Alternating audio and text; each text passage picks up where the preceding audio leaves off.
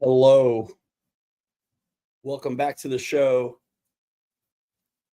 That is where you go if you're super short and out of. What's up, man? Good to see you, man. Which? See ya. Bye.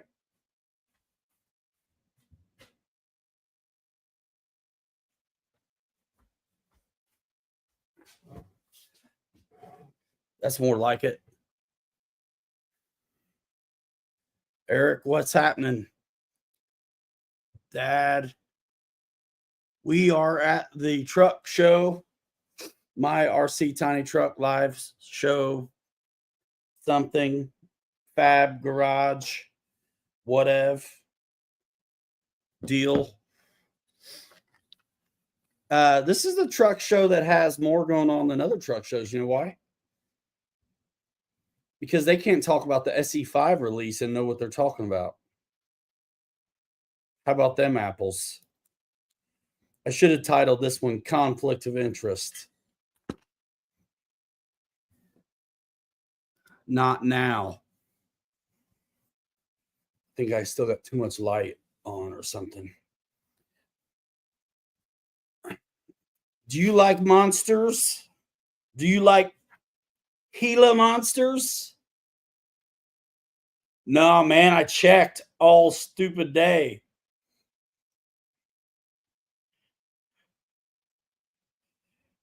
Right said we'll get into that in a minute. Yeah, but he's not me. So what? I don't have one, so whatever. But I flew the original SE5A and wrote it up for magazine. This is not a repop. It's a different size. I think it's actually a little smaller by just a little. I think the original was 37 inches and this one's what? What is it? 1,000 millimeters?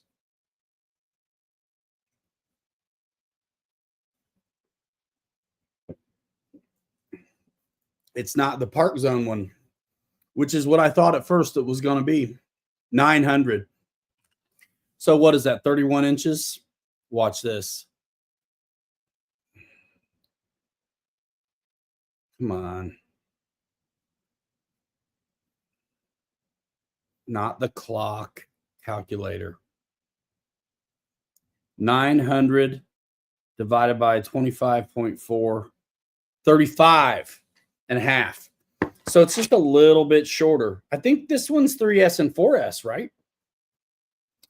Yeah, the Park Zone was 37 because I looked it up because I wanted to know if it was a repop or not. What's up, Jackson? The Park Zone one definitely was back at a time when it would have been 3S only.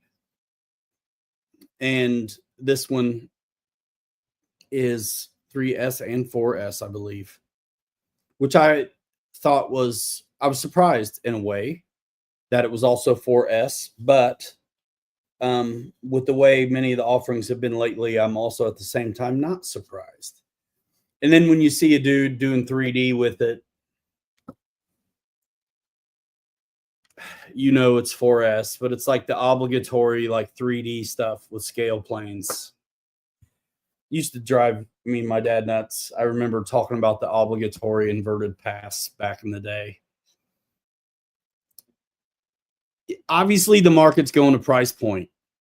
You see it a lot with the surface side of things as well, except every now and then they'll bring something new out like this. What looks like it should be Guillemon is Pilamon new axial release today. So 2 new releases. I'm sure the whole internet's on fire talking about it. Some schmuck leaked it yesterday. I guess schmuck is too hard. Putz, let's say. Leaked it yesterday, and yeah. Anyway, it looks good. Both of them Yeah, Axial dropped a Helaman, which is basically, for those who don't follow crawlers closely, you would look at it and think this is a lot like a Capra, except that it's larger, more like easy, more like 8th scale. I knew it had letters in it. The word I was looking for had letters in it. So yeah, and we'll pour over the website with that in a minute. There's 2 versions, like a green one and a red one. It's got some really cool new things going on with it. They're new axles, and they have like cutting brakes instead of a dig, so you can lock one tire instead of both. There's some neat things going on with it. Buggy kind of style. I've been on the fence about getting a buggy type of thing.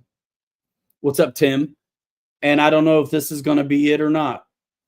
I mean, honestly, for what I do, it'd be great to have one, because I think folks are going to run into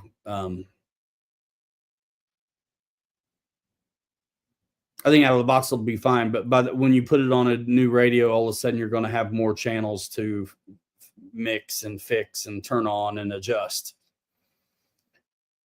And if you want to take advantage of all of the features that it has to offer, you'll have to up the radio so you have those more channels to do either cutting brakes on the front as well, or throw a 4-wheel steer on it. So yeah, it'd be interesting to see. It's a totally new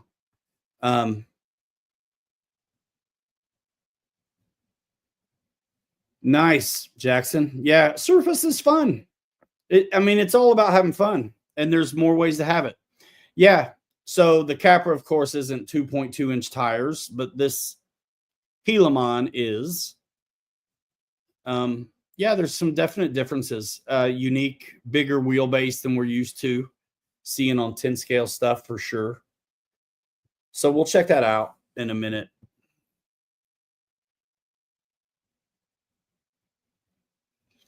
The kit writes up H10. I know, I've been thinking about an H10 and doing a kit. I've actually been even thinking about the RTR though as well. I like scale bodies a little bit right now. And so there's a part of me that wants this new one and literally leave the cage on it and throw a bug body over the top. Because I'm like that. I like keeping filament manufacturers in business by burning through the filament I get as soon as I get it. It's still hot from off the truck, and I'm all right for a minute, but I started printing another big one already. I showed you guys Kelly's 55 Chevy truck. Well, mine's almost done now too. So yeah, boo. What do you mean boo?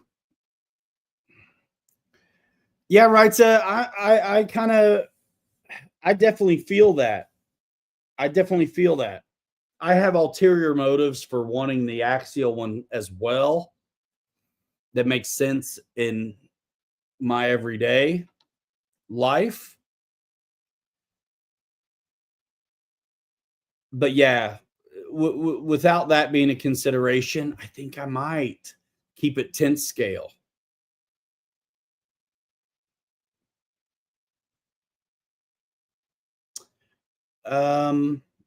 Yeah, right. So the kit builds are fun.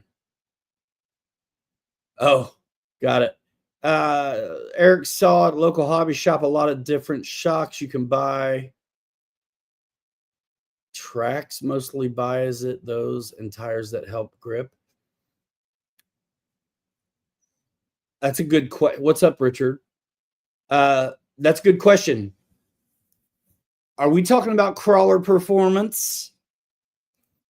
Because I've got what my answer is, and there's a few. But I think once you hear it it makes perfect sense. Good tires, absolutely a must. You didn't miss anything. Good tires, absolutely a must. Right? Yo, dude, this is just too much light. Hold on a minute now.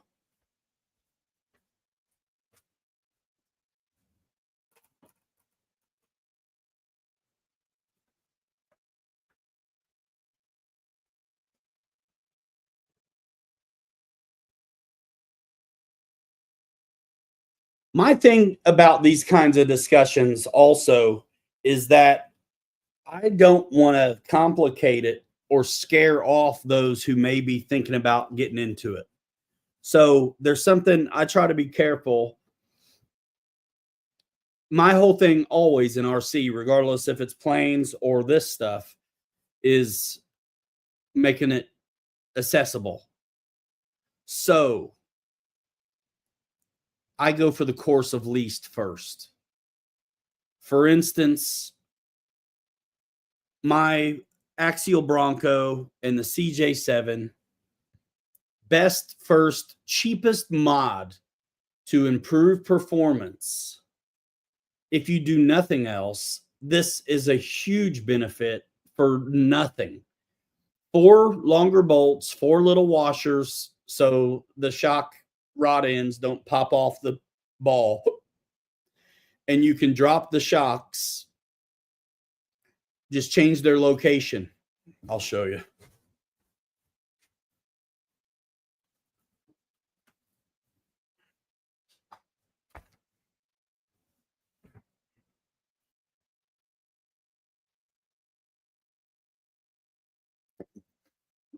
The stuff, most of this hobby stuff is preference anyway. So everybody's right. Yes, tires, yes, foams, weight down low, all that stuff, power system, yes. But regardless of those other things being done, one thing I have done on anything that had the opportunity, and it's hard to tell, but right now, I don't want to break it, just messing with it. There's the links, right? Here's the links. And they have a perch here right on the axle. Well, now my shocks share that same location. I'm screwed in with the bottom of my shock to the same boss that's on this axle instead of the perch that's up on top of the axle for the shock. So for free, I'm able to drop this thing.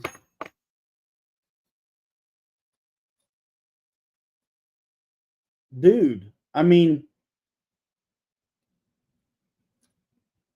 somewhere around 11 to 15 millimeters, it looks like. So for free,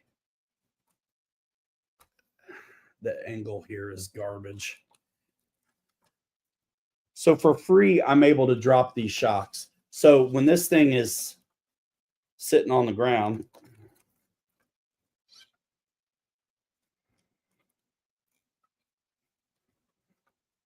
it's hard to do like this, y'all.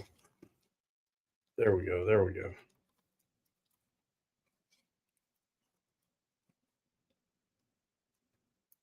I'm sitting like this, you know? And otherwise, it's even more of a ride height than this. This is just hanging full droop and it still looks good. But if I was on the stock location, the truck is sitting up way higher. So for the price of 4 longer screws, which you probably have laying around already, and 4 little tiny washers, because there's not a boss on the other side to capture the it's a ball. It's like our clevises, but it's different. It's a pivot ball when it's a surface vehicle versus a clevis and ball connector. So sand and dirt, it's what's for dinner.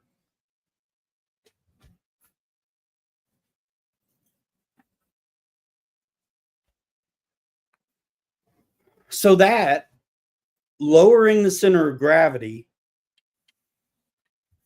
I essentially just added $80 worth of brass without adding $80 worth of brass. I simply drop the truck and improve the weight profile, and now it goes better inside. I put this one up against anybody's built CJ, and even some of the compy rigs. There's a couple things if you really want to go nuts. So when you add a few of these things together, it gets even better. So with the CJ7, I dropped it for free.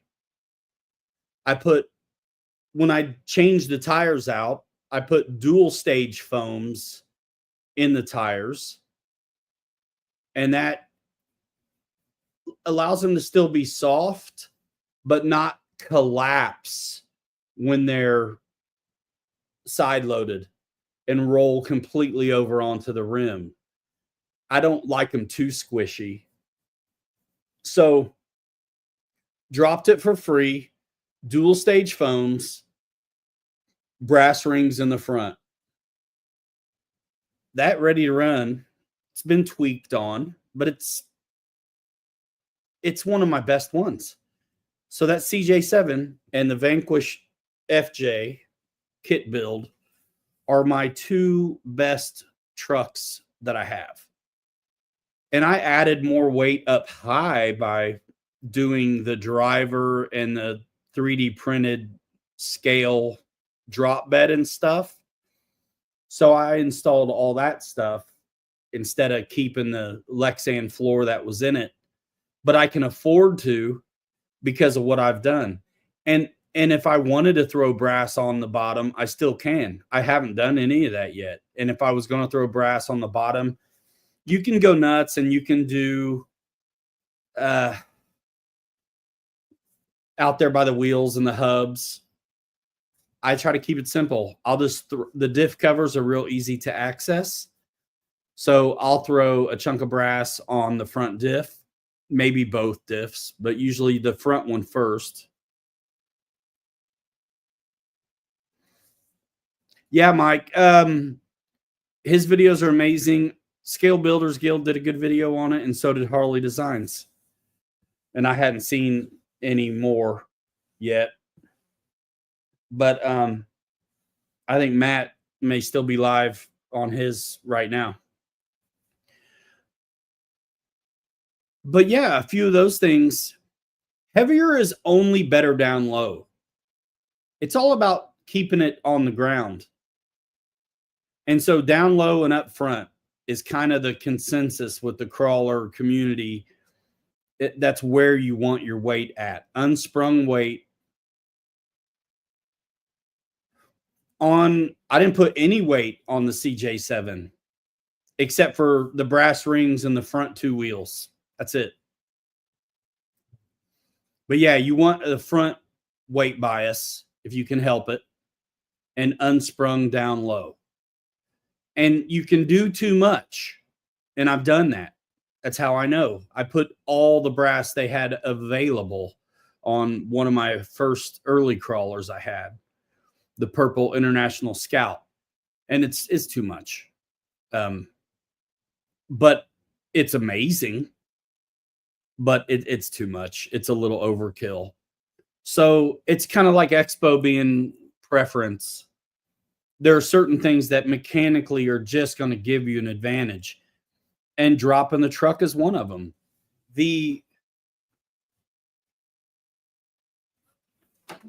And bro, when I did it to this,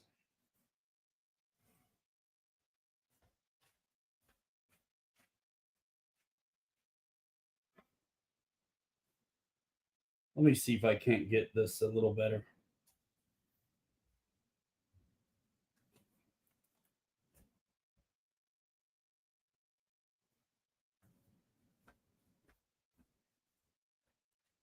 A little better. I can do more.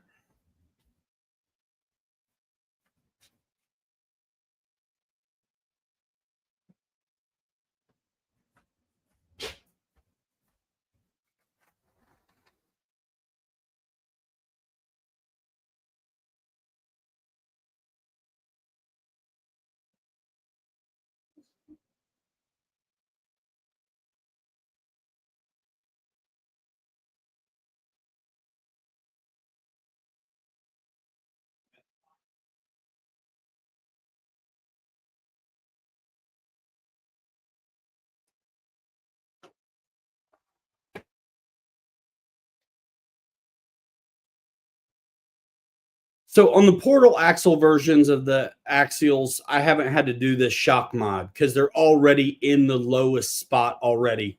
But this hard to find now axial Bronco is straight axle, just like the CJ7. And so I did the same thing. I put the shocks in the lower position. I did throw a brass chunk on the front and rear diffs. And when I first was building this one out, I also put heavier beadlock. The rims were actually kind of heavy too. But what's interesting about this truck is all the scale bits add up to being weight up high, which on a side hill situation or even uphill situation, they can get you rolling over and in trouble. Of course, it's a toy truck, man, so you're going to survive it. But I've learned just by my whatever nature, making something better is fun, and doing it in a slick way that doesn't cost me. Some guys will change the shocks out instead of the 100mm shocks that are on here, and then just putting them lower for the price of 4 bolts. Someone will buy like 90mm shocks. Why? Just put them down on that other spot, or spend the money and do 90mm shocks. I don't care. But what's interesting is this truck set probably like this at the ride height it came in, maybe even higher. And now it's here. And it doesn't look like a lot, but it is. And I remember when this was brand new, being at a couple crawler events, and these things, I was pumped about it. And man, it was the worst one out there. And I'm like, dang, dude. And I already knew what it was like to do too much brass. And so I'm looking at it and I'm like, hey, wait a minute. I can do this. I can change this for free. It's hard to see though, because it's just on top. I did it to one of the base camp builds and I didn't do it to the other one, because the Willys wagon had to be where it is. And so I didn't do this mod on the Willys, but I did do it on my Land Rover. I couldn't do it on that one because I needed that. But all of a sudden, I saw a vehicle that sucked. I did a little bit to mine. I'm still on the stock power system on this one too. I did change the power system on a lot of these, and on the CJ7, it's brushless now, and it's amazing. But so watching this vehicle, other people with this vehicle can't enjoy crawling without rolling it over.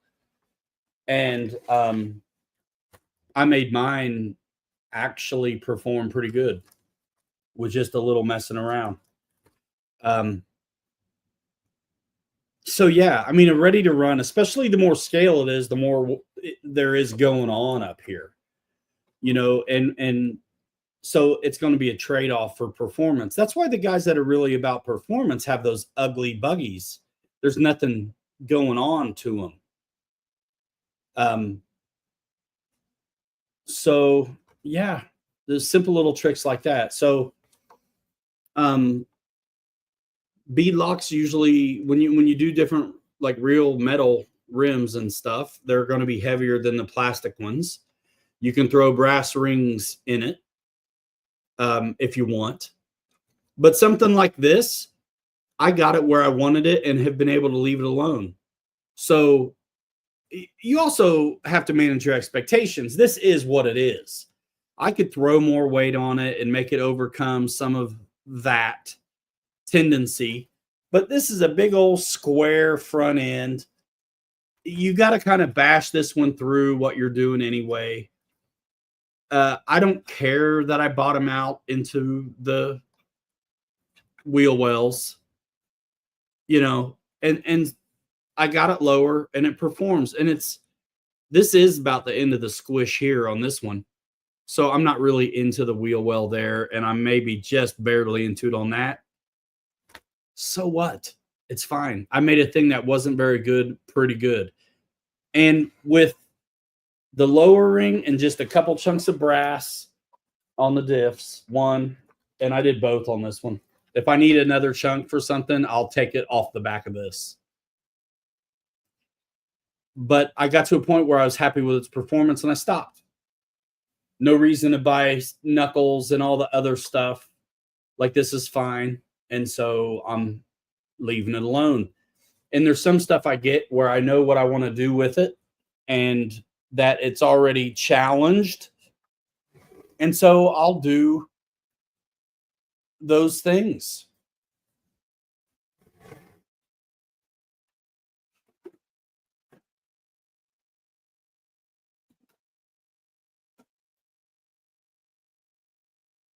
Like on this one.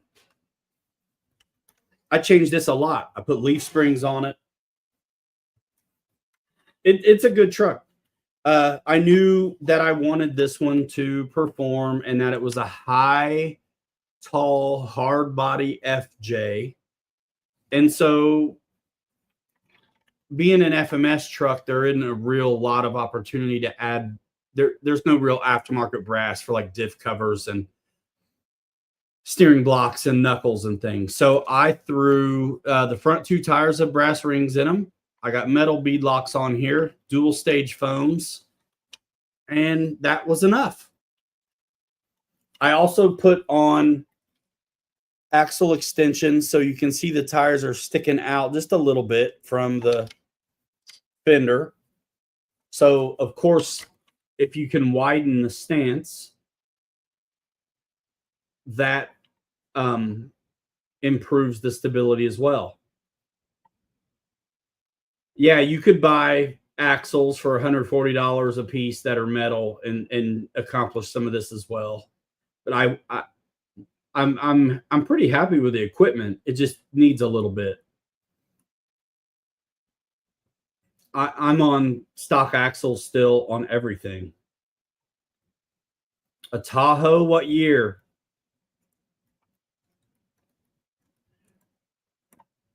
Yeah, if I was going to get axles, they'd be expensive. And so it's like AR-44s, 45s. Isn't that what, I mean, that's what the axial axles are already. 99 Tahoe.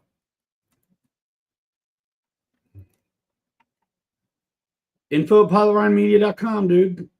Send me a picture of what it is. I'll do a custom. It'll cost you. Yeah, but these are working. Like, these are the FMS. This is the FMS FJ40. This truck has pulled a trailer with a crawler on it through the trails more than it's been without one. And they're holding up, surprisingly. And this is basically the Jimny chassis. You know, the basic FMS chassis with leaf sprung on it. It's cheap and it's been working. Yeah, of course there's aftermarket axles. Yes. But look at where your drive shafts come in on the axles, whether they're centered or offset, and then solve that issue when you change them. Solve how you mount them and that kind of thing. It can definitely be done. But I've never had axles where I was like, man, these axles suck. I've never had axles that I felt like these need changed. I've not broken any. So I'm good with it. When I was working on this one, I bought the RC four-wheel drive FJ55 kit because I thought I might put those Yoda axles on here, but they weren't wide enough. So I just built the kit instead. But yeah, I mean, by the time I could get axles for this, I could just have another rig too. So I tend to go with what I have and work with what I have. And I did loads of mods to bring this down too, because once I did the leaf spring mod, this sat way too high also, and it looked like shit. This is a pretty good ride height. So I dropped this one too and did my little bit of tricks to it. And for what it is, I think it performs as good as it can. And that's kind of my MO. So yeah, the Vanquish axles are amazing, but because of where they put their transmission in the motor, the pumpkin is offset from what most of these others are going to be. And so that's a problem that you would have to solve, or it's just not one. But it's not worth me figuring it out.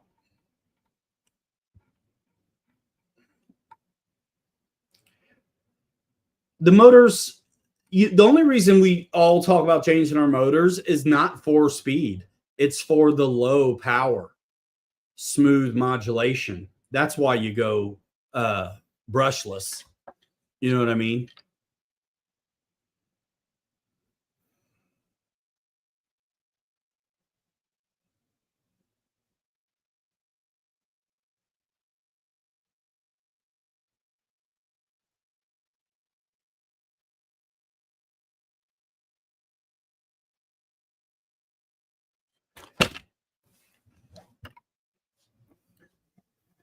Right. And then you're figuring out how to mount the Vanquish transmission.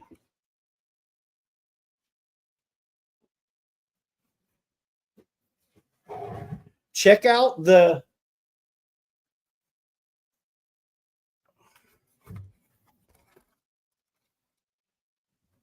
So if you check out the CJ7, there's one other mod that I could do to lower the weight on this, and that's put one of those Vanquish transmissions in here.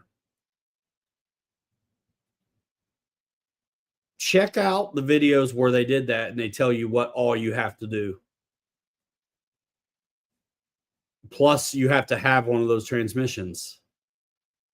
I'll pass because I can get there. I can get there without having to do that.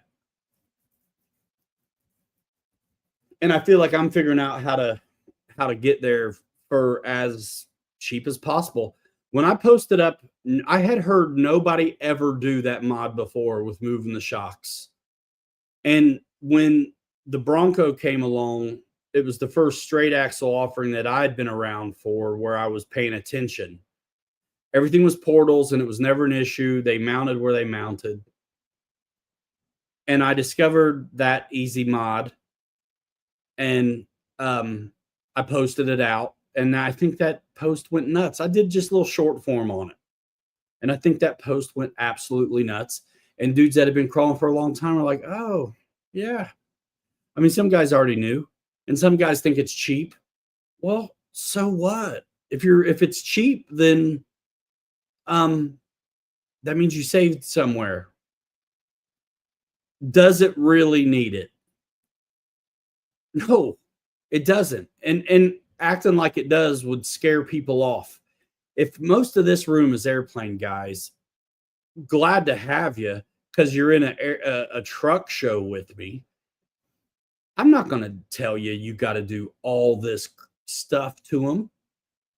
And that's why I also ran the FMS Toyota LC80 the way it comes. Stock out of the box. The way I built the Vanquish kit, stock out of the box. I didn't do nothing. You know? I ran this stock before I did my thing to it. But what I did, I mean, 4 bolts is really not a big deal. If you're new to it, get an RTR and tweak it. 4 screws, dude. And if that's all you ever, if you and your buddy got one of these trucks and he didn't do the shock mod and you did, you'd kick his ass. I'm just saying. I know. I've gone out crawling with dudes and had the same trucks as guys.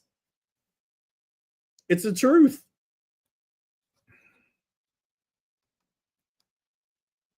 Yeah. Yeah. And Vanquish lays the reason my Phoenix is amazing is because the transmission and motor are as low as they can possibly put it in a vehicle. Again, the reason why they have to offset the pumpkin to accommodate that. But they did all they could to put weight as low as they could when they had the opportunity.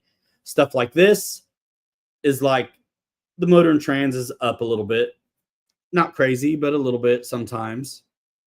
And it is what it is. So little bit of tricks, and you can improve it. And honestly, you don't know what you're missing right away at first anyway. If you're brand new to it, you won't know the difference.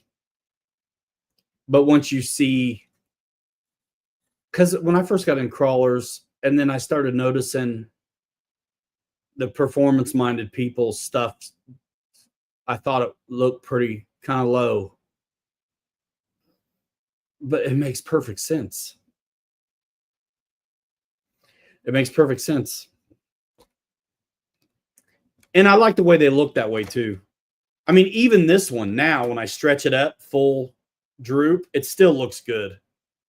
But it was, look at a stock one, the ride height and the spacing between the wheel and the fender. It looks a little too tall. And me, dude, I'm sitting down on it, right? I mean, that's a little more like it, you know? It is hard to mod non-hobby grade stuff. And that's when you're diverting tactics and doing what you can.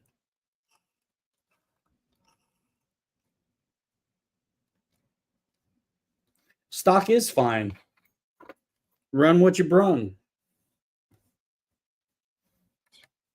But if you're cool, you make your stuff not suck.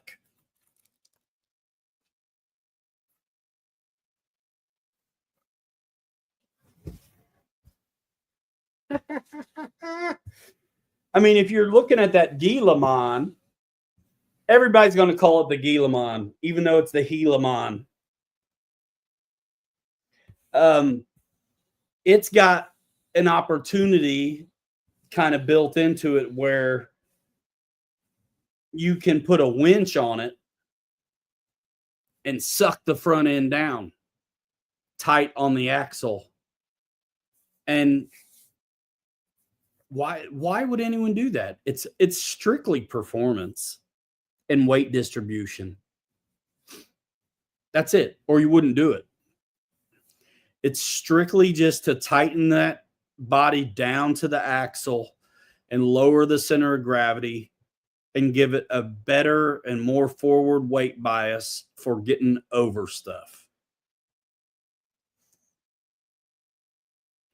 If you can lower the front end, you're going to take advantage of that front end geometry and power to pull over something.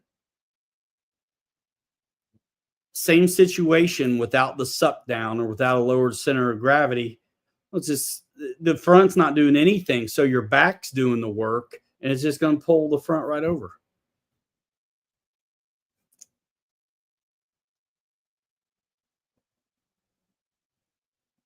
I don't mess with my shocks a lot. The oils that I have or what come with them is what it is. I'll play with the preload on the springs and the location of them,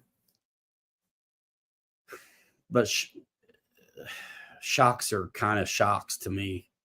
I just don't want them to leak.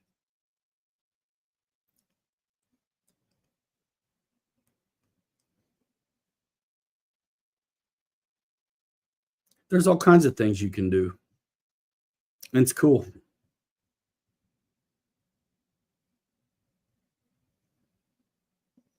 It's cool. So yeah, you're all right.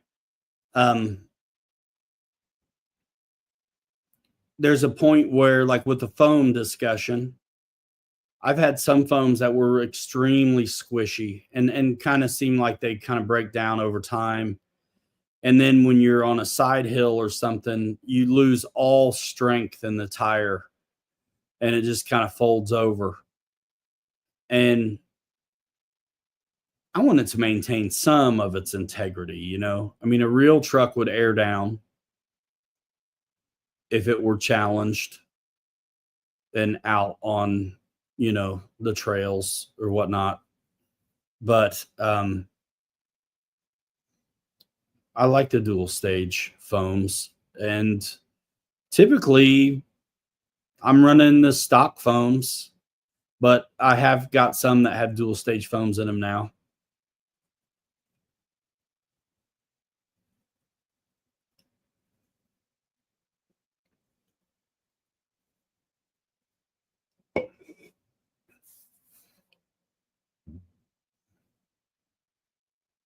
Oh, sweet, Fred.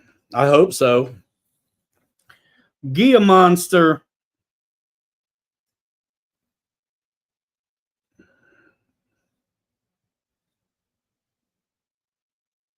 I'll have to check on that.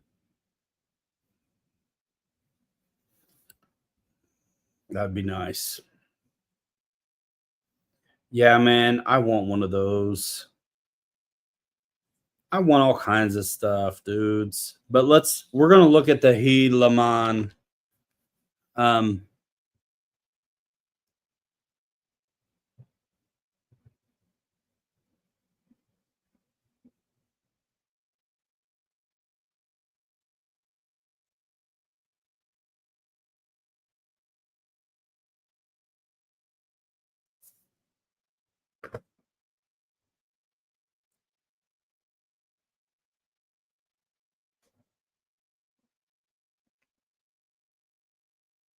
Yeah. And you will see what works when you see other guys out there with their stuff too.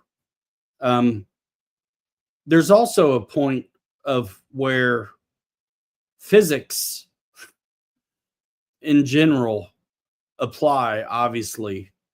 So setting yourself up for success with, it's not like I'm a physicist, but it's not hard to comprehend low center of gravity, you know. And once you crawl for a little bit too, and you find yourself in a position that might go bad, sometimes doing opposite of what you think you should do is what you really need to do to unload that situation and then regroup and directionally do what you want to do. It's cool, dude. It's tension. It's all just tension once you're in a spot. It's a good place to start. You know, I mean, these trucks can handle rolling over and all that stuff. It's not that you're going to break them by doing it.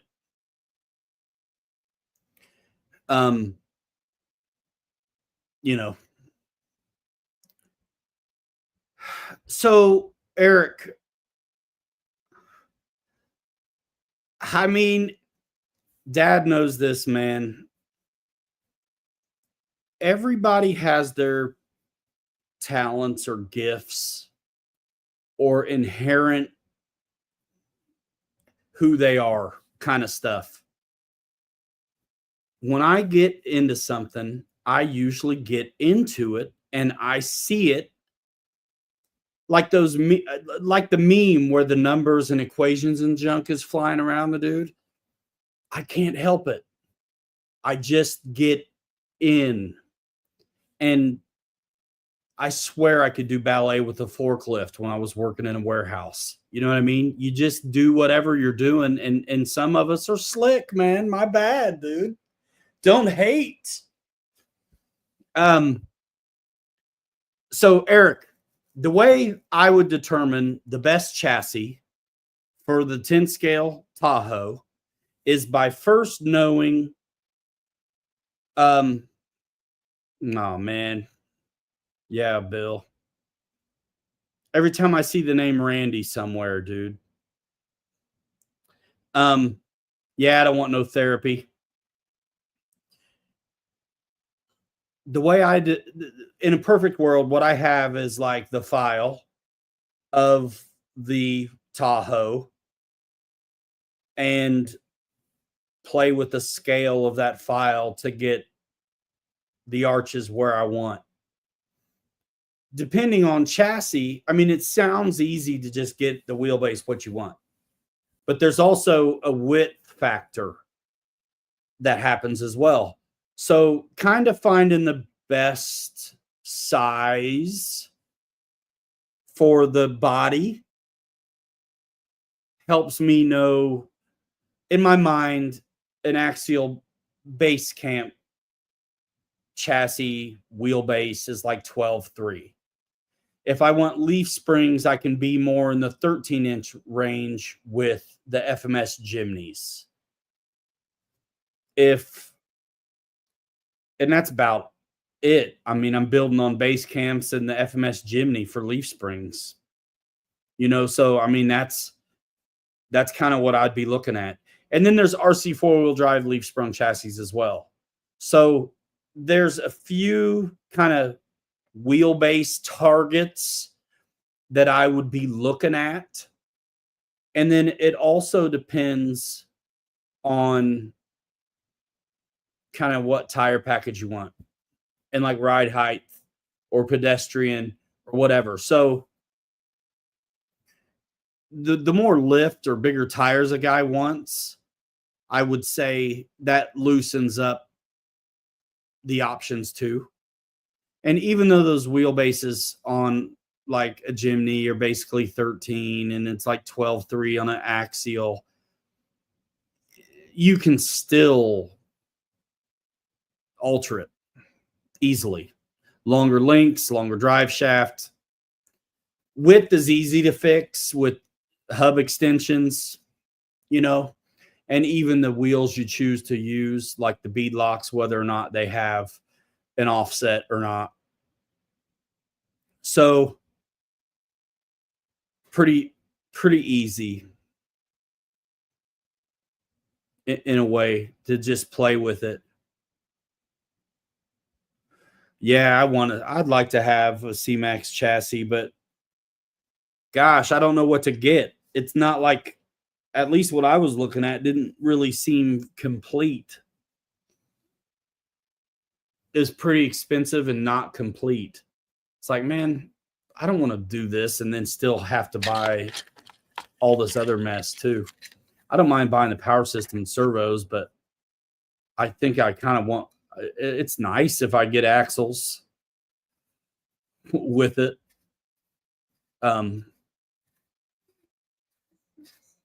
We'll see. And it also depends too, Eric, what kind of interior are you talking about? If you tint the windows, it doesn't matter what chassis it's on or where the transmission falls in the scenario. But if you're wanting a full depth interior or a scale of an interior that you can get, then it also matters what kit you choose, because you can get kits that have motors and transmissions more scale in their location.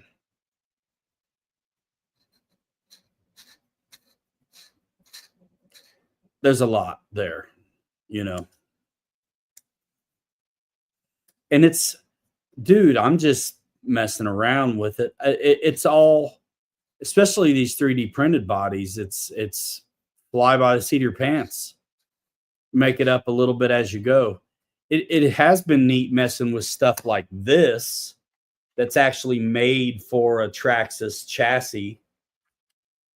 And so the bits that it came with are actually pretty nice, and it's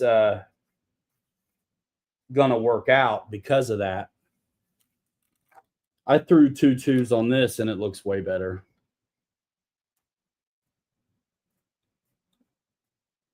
Right. You pick what axles you want to run, right?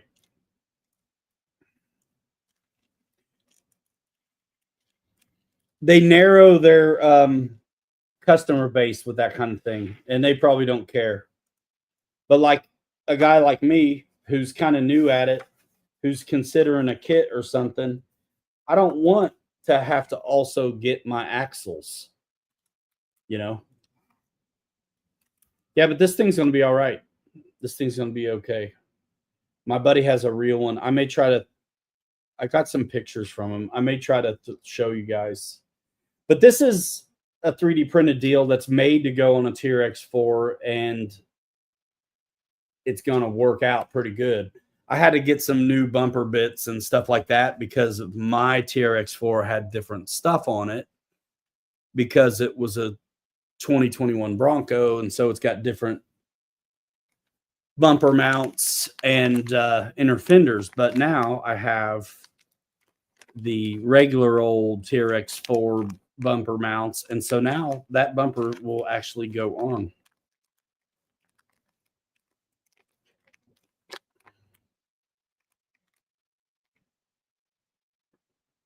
Tinted windows. So then you have to ask yourself, do you want coil? You want to crawl it or look at it? Right?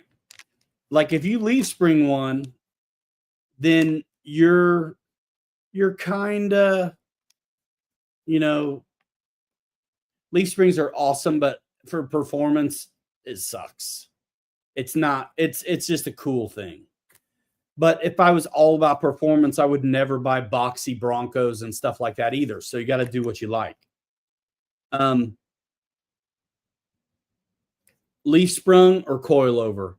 Honestly, base camp kit. If you don't mind having 4-link coilovers and it's a tinted window situation, then throw it on a base camp and you can crawl the mess out of it.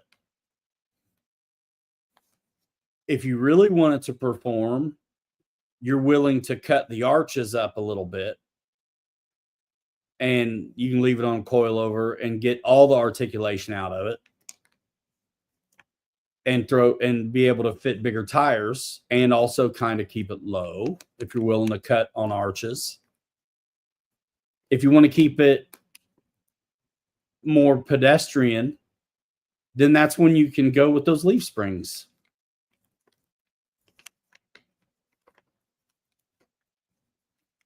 Right. But a well set up leaf spring rig is expensive and a lot of mods to make it work. And I'm all about it, but I'm not doing it. I'm doing it. I'm using the FMS Jimneys because it's a cheap leaf sprung system. And we're making them work. You know, we're making them work. But it's nothing like some of the stuff these other guys are doing that I see it on Facebook. And their stuff is so, yeah, they perform well because they're very loose, super loose leaves that now create the necessity for anti-wrap functions to be engineered into the design. My stuff is, I pull a bunch of the leaves out. It's soft enough to do the job, but not so soft that I have to do any anti-wrap axle stiffening.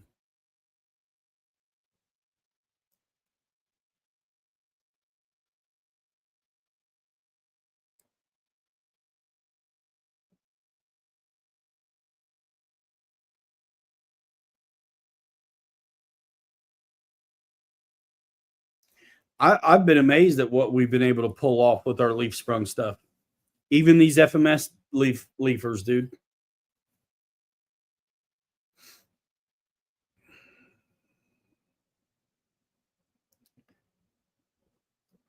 But for me, it's about the ride height and the interior. You know, like if you wanted to perform, you know, I'd think about coilovers and 4-link.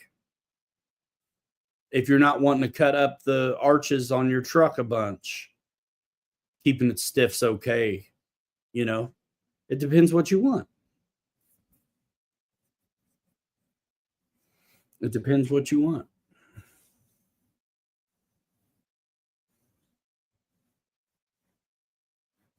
Like I already know the leafer long tail garbage departure angle. I already know this is going to suck a little bit. You know what I mean? It's still going to do things. It'll be fine. But I would be stupid to expect it to do the same as my CJ or my Vanquish. And this is a leafer. But, I mean, it's got all this hanging off the back, you know, like super long departure angle. I can actually pull those fake little shocks dampeners I've got and get this wheel to tuck up in there a little more. But I'm not worried about it.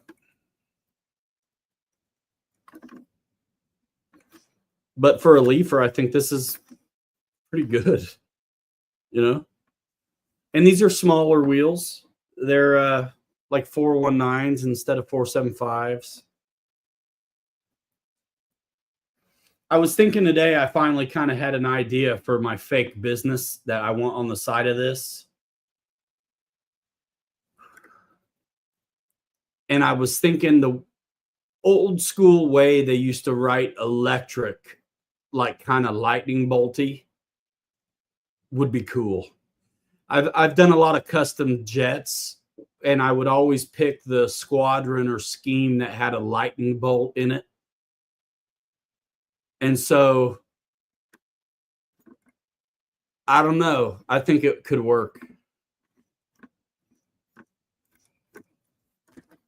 And it needs it. It's ready. But it needs something.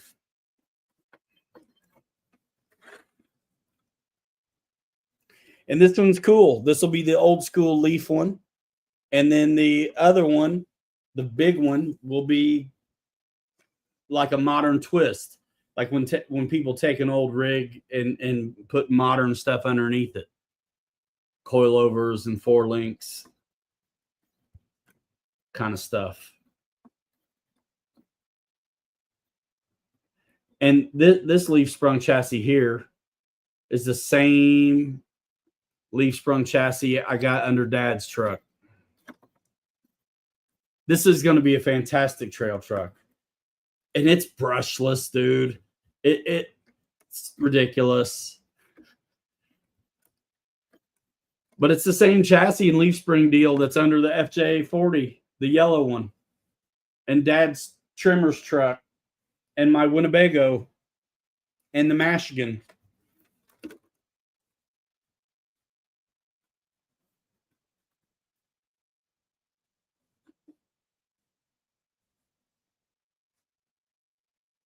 This is just fun to look at this. This one doesn't weigh as much. So it appears stiffer. But I did it the same. Pulled all the leaves except the big one. Same size of tires. Lowered it, all the things. I actually did a lot more to play with where the wheelbase is, not necessarily what it is, to get it to work and everything to sit where I wanted it to. So in a way, I did change the geometry, but it is pretty similar. But I mean, for me, the challenge is getting these arches to center up on the tires as best I can.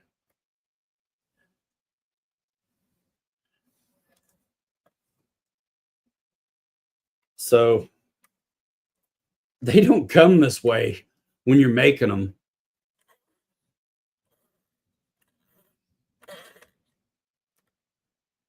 Yeah, that's a good price for that, Philip, because folks are asking even more than that for them sometimes.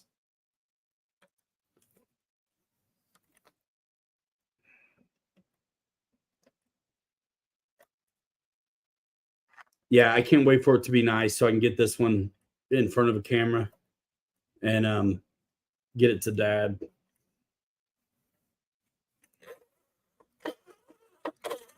I did drive it one time out in the woods, and I mean, it was good.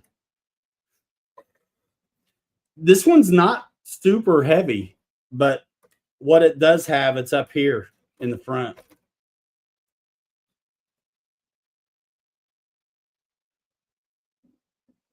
Yeah, dude, this thing looks killer, man. And bro, it's not like I've done this a million times. Just go for it. Beat the creek. I don't know. I don't get out anymore unless it's the internet.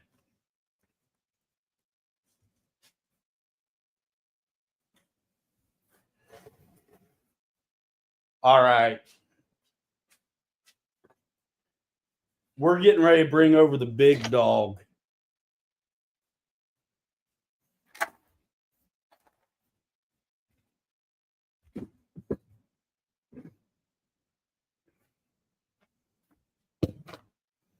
Yo. Now, last week, some of you guys remember I showed pictures of what Kelly's 55, what he's got going. His is ready to run. Not ready to run, like his is just complete enough he can drive it, is what I mean to say.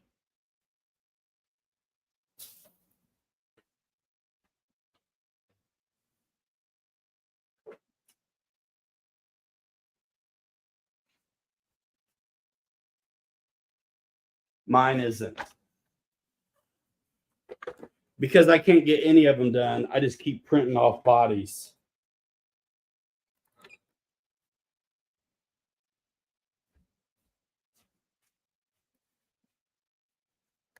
Bro, I'm just scooting this back because I can't even live this way anymore.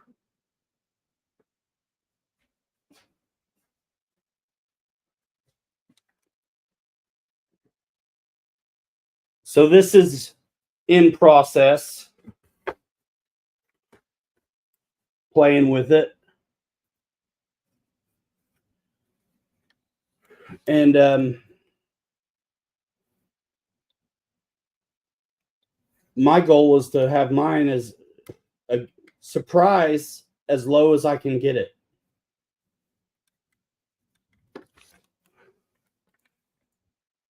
And so what's fun is that's what the arch is supposed to look like. I got mine cut way out. And this probably will come down another, it may come down another ½ inch. And so if I'm able to do that the way, I don't have to, but if I want to, I can. And I didn't attach these. If I decide to print off the full deal, well, I got one of them already. And then I can just cut them by hand like I've done in the past. I cut these in the software with a circle that I turned into an oval and put it where I wanted it. So if I keep 55, so if I keep this set of fenders, I'm cutting this. I want to lose that point. So I'll right at this change in the metal. Well, it's not metal, but I'll curve it back and take away that corner. But it looks weird at this angle, but it's not bad. And the goal was, this is full articulation. Look, I mean, I basically nailed it, except for that point, right? So I think I achieved it, what I was going for. Look at that full articulation, dude, on the 55. Come on. So unlike the big Travelall that's going to be sitting on here, or the Ford, as in order of performance, this one will have full articulation, nothing to stop it from articulating up the wheels. The Ford articulates not as good as this, but still loads better than the Travelall, which the Travelall is sitting on its scale, where there's not a lot of articulation because I didn't want to cut the arches out on the Travelall. So in order of performance, this will be the best. The Ford will be second best. The Travelall will be the worst. But the what I'm working on is being able to put those bodies on these trucks. And so once I print, there's still fenders, big old fenders here that need to be printed off. And I'm gonna cut on them too, because I want to slam the truck. And so right now the truck is basically sitting on the floor, so to speak, that screws onto the chassis. And I have an extra set of these, so I'm gonna cut these down and then come up with how I'm gonna mount it for this, the Ford and the Travelall.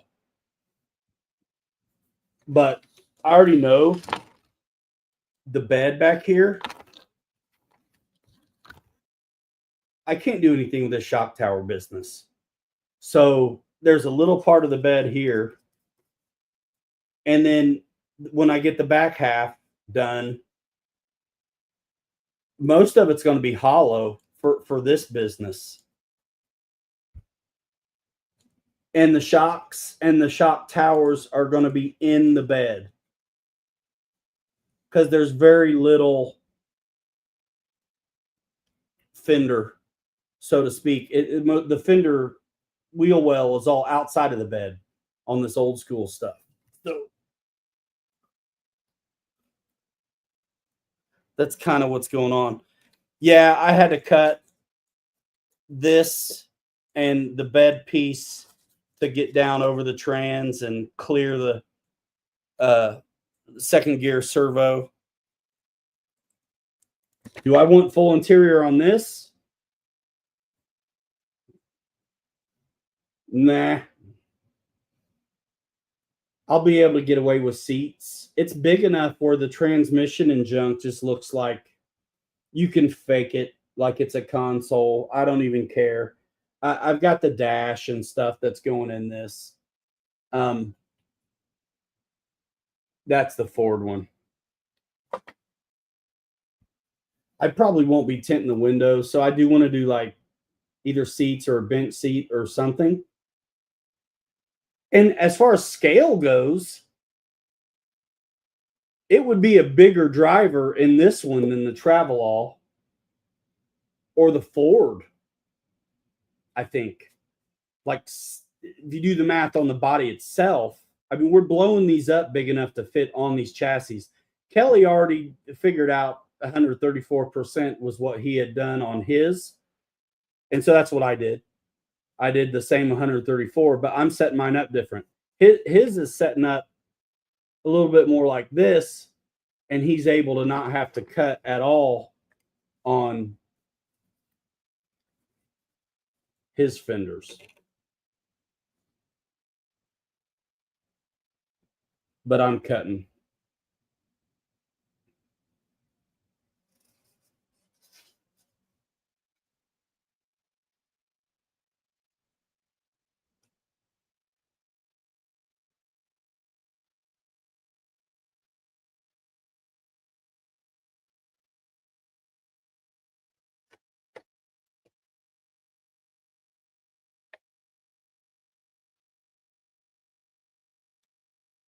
It was pretty slick, the way, and Kelly had these files on his 55, so I don't even know where they came from.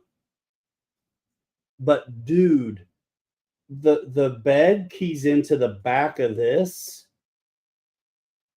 super slick. And look how the bottom of this bed contours under here and fits. You can kind of see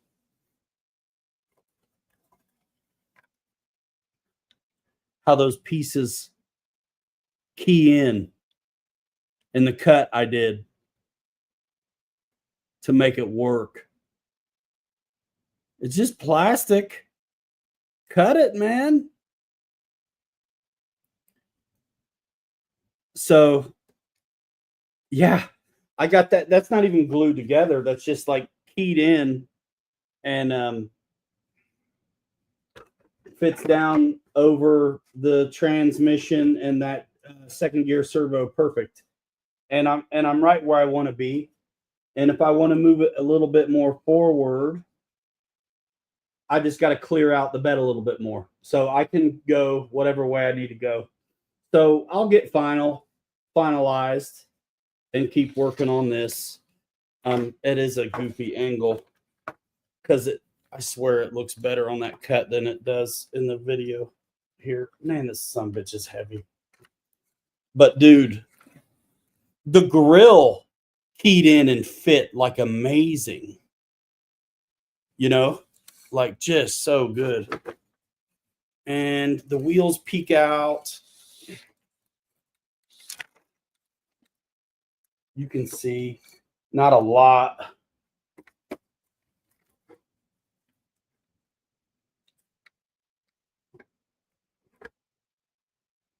There. They don't peek out a ton. It's just about a lug. Yeah, not too bad at all, but like full articulate. So I think that'll be sick. Yeah, you can see when you squish it in that, dude, I can afford to. And so, oh, what a monster that is. Enough to get pulled over. Yeah. This.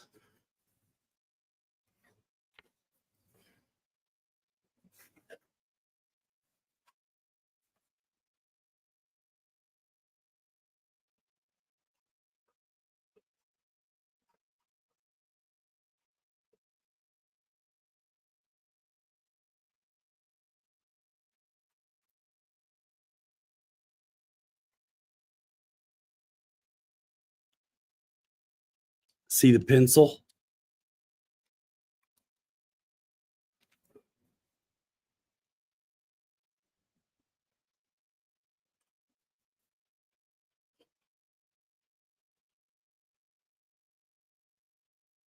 Start small and then trim.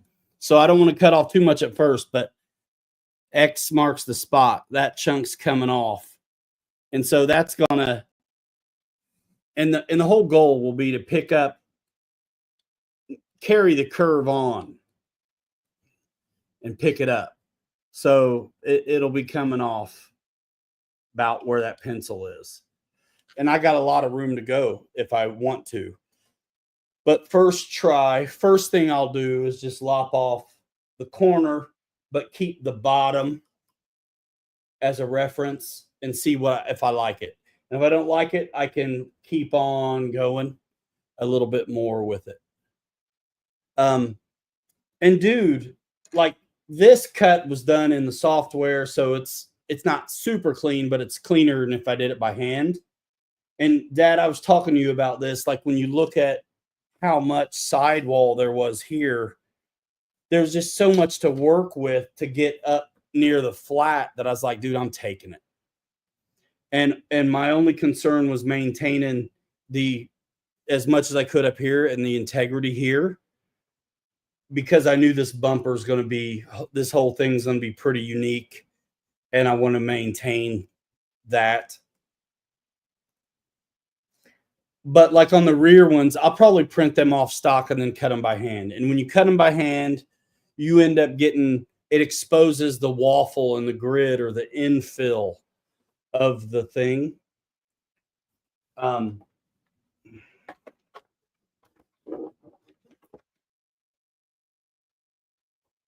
Not a big deal.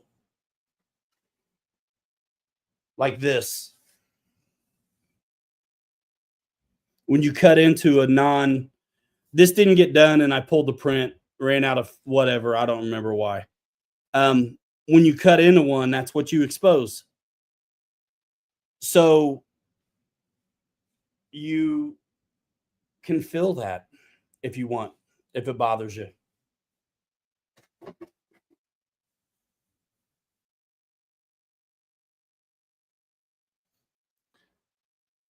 That's what it's going to be basically. Is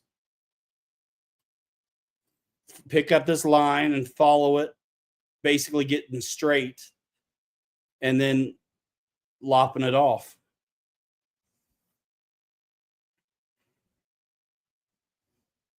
It's all about echoing the lines you see and the curves and some of the stuff you see.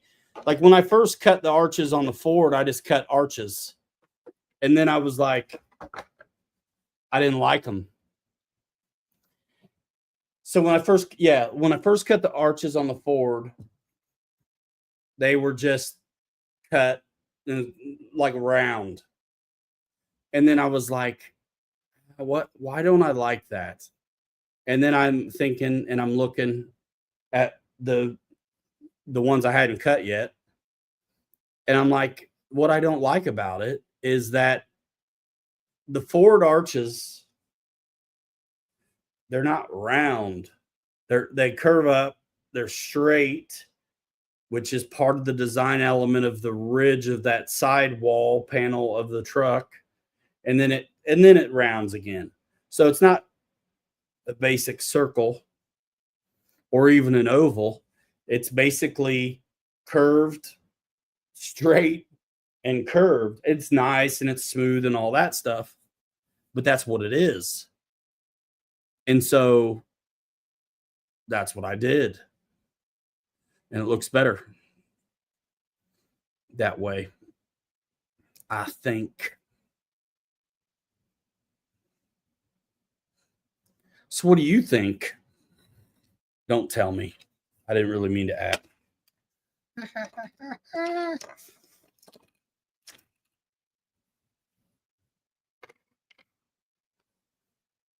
Which one's the Apache?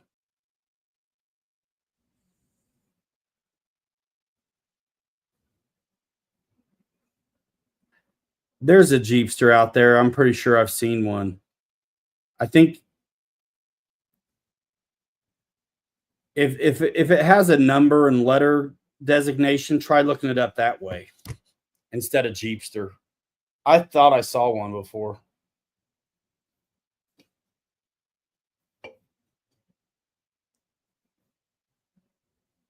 All right, Eric, are you emailing me or is he doing it for you?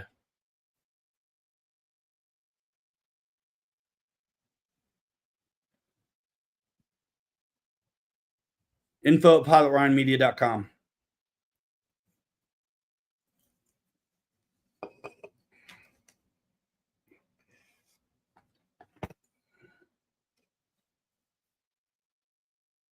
Meet Servo, what up? So I don't know how many of you guys, hey, Wild Bill, did you see the it's a Power Wagon that Fab Rats pulled home with all the colors on it, the different colors?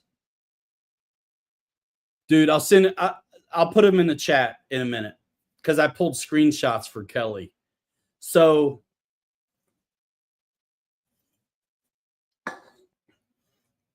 yes, Bill. So that paint job is probably my inspiration for this 55. I know they're not the same. That thing's a Dodge, but you can't tell hardly. And who cares? Right? It's not like big whoop. If all you're getting is a like from the guy when you're making his exact truck anyway, then who cares if it's a Dodge or a Chevy?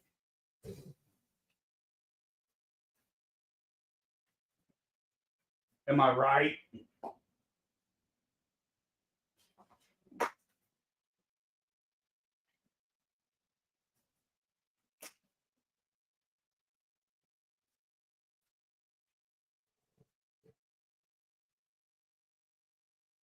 It looks super rough. But I love that it's all those different colors. Yeah, I think this is going to be mean as heck, dudes. And I got room to go. This has to go forward. But there. I just love that this one's going to be full articulation, but old school, like so old school.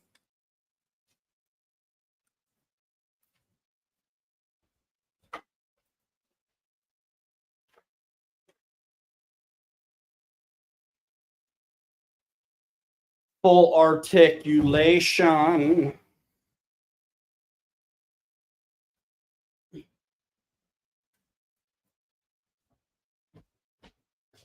All right, let me send you guys. I'm going to send some pictures so I can show them to you. It is just like primer gray. Yeah. But dude, the paint and the filling does so much to them.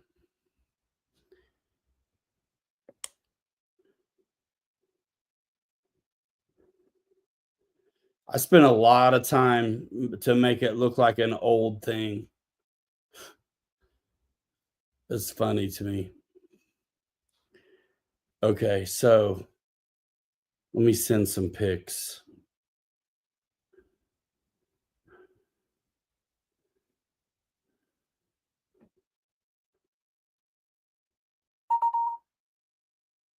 We're gonna get a few here, and then we'll look at them.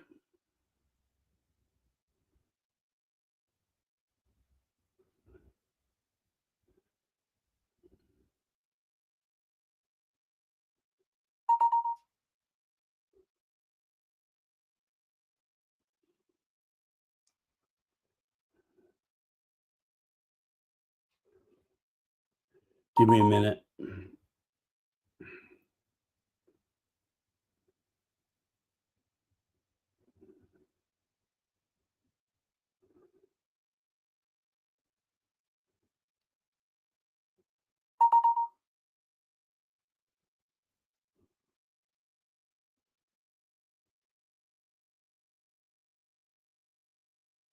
All right, cool. So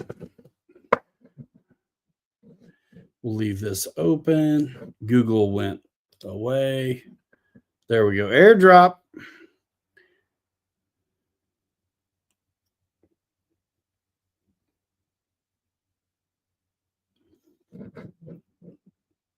I can't click that link. I'm sure I've seen one. Let me look up an Apache real quick.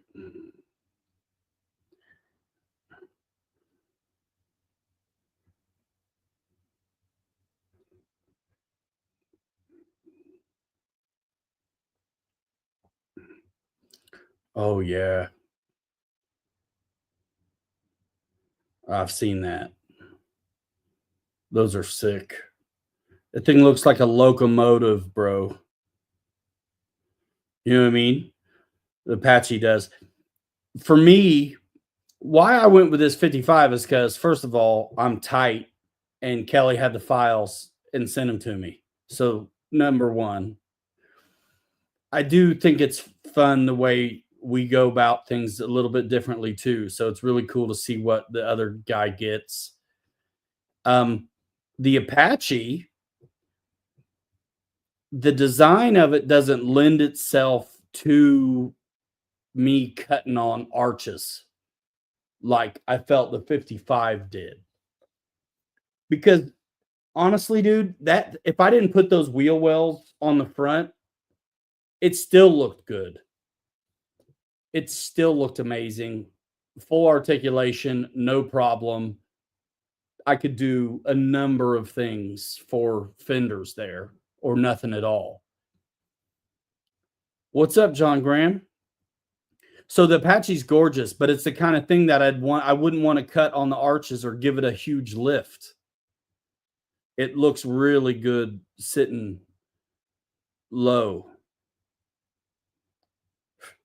Or a lot of people slam those.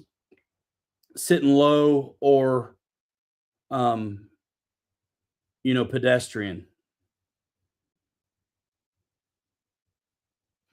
And here's one with a lift on it and it almost doesn't look right. but you couldn't do any more lift than that to it. That's awful. Picture, uh, translation, and even the step side model. But Apache's tight. I mean, you do a modest lift on it for sure. It's a good looking truck. I mean, isn't that awfully close to what Farrell had, Dad? Wasn't his a 59? That Chevy? The Apache, that's got to be awfully close. Yeah. And the travel all same thing. I don't want to cut up on it much. That's where I'm at. It's all aesthetics and it's all preference. You guys can do what you want. But there's certain lines that I don't want to alter and others I don't care if I do. It's nuts. 1960, was that an Apache or just a Chevy step side? That thing was killer. It's very reminiscent though of this thing.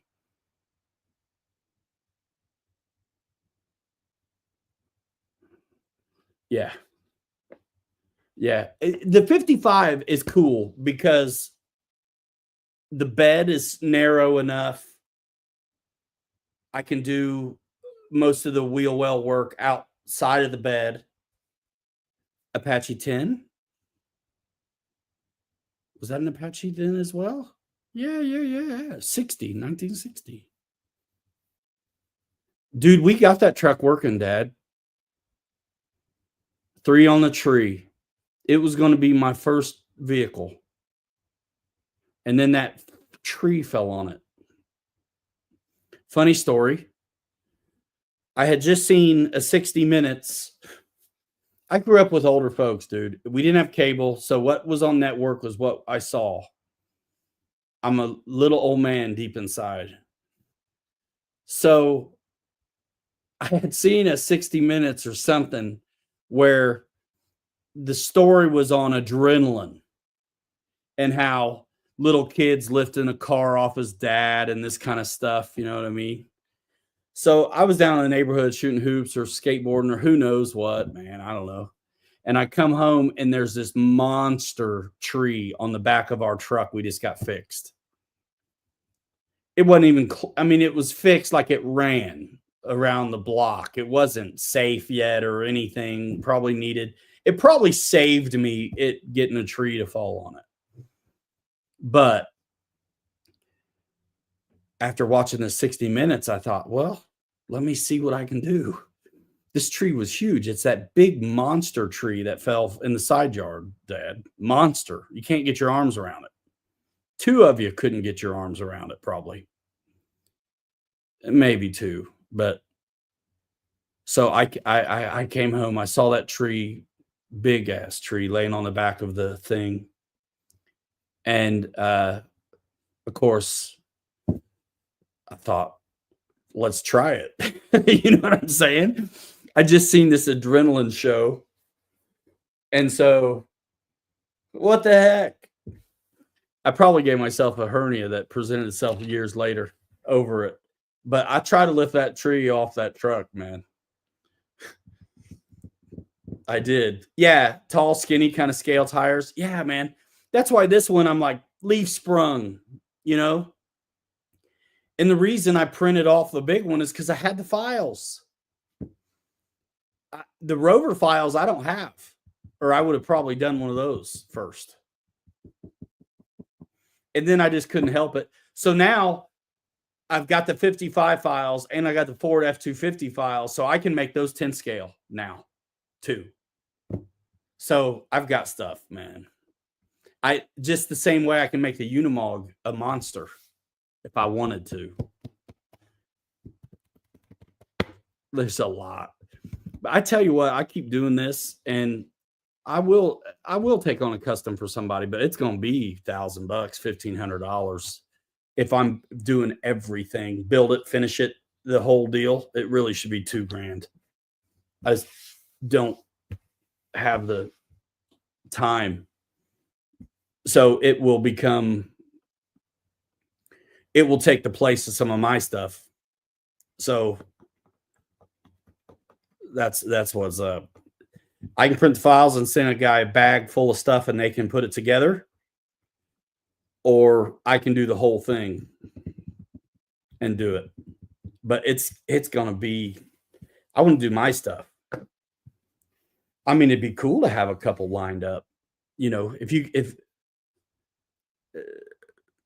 I mean, nobody wants to go full time doing it, but it'd be all right. Get a go kart frame and print a body. Yeah. There's some bigger printers now with 400 millimeter beds. And honestly, man, I was talking to Kelly about this other night. Until those guys got SCX6s, mine's just stayed put. But wintertime with the big dogs, the second gear, having that wheel speed for the snow is pretty awesome. But I asked him, I said, when it gets nice, what do you think, man? You gonna be back on 10 scale? I feel like I'm gonna be back on 10 scale once it gets nice out. But in the wintertime, man, these big ones are killer.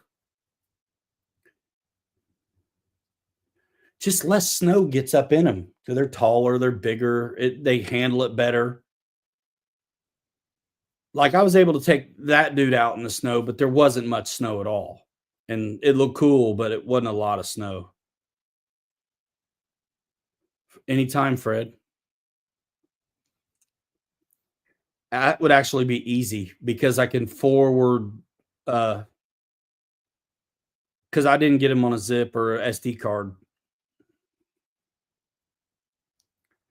Okay, let me pull these pictures. Let's show you these pictures.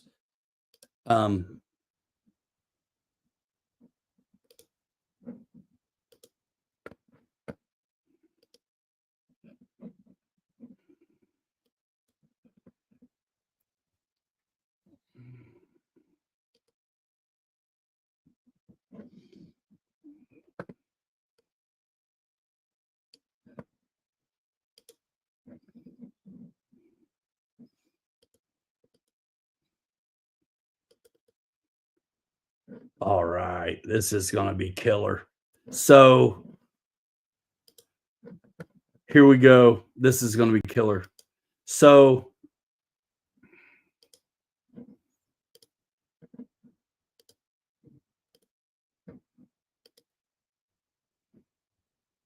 check that out.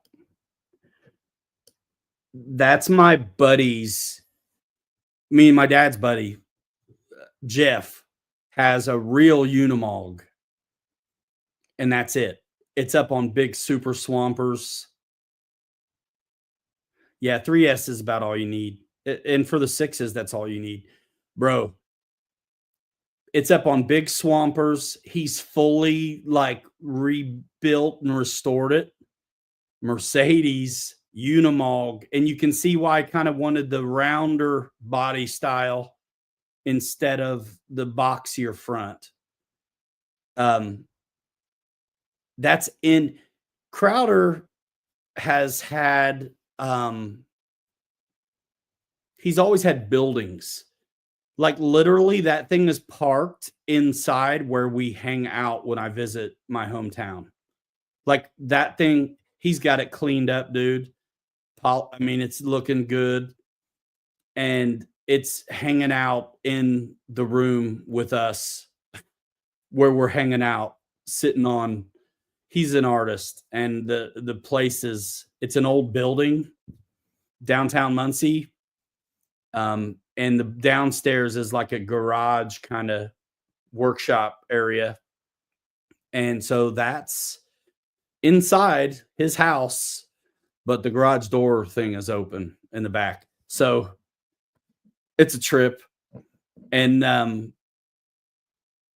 I appreciated this thing that he had before I ever got into trucks. And now I'm working on a Unimog. I'm like, I'm kind of, in my mind, his is the reference. So let me show you the bed of his. Bro,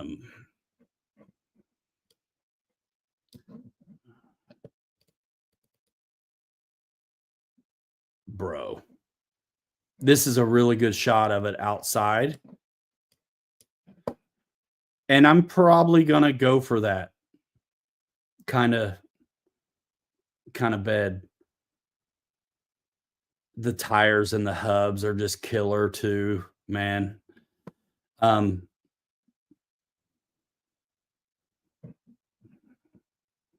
Yeah, I had to buy those Unimog files. Let's see. Remove.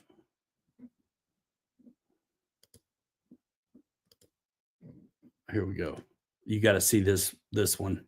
Now, I don't have the files for this bed.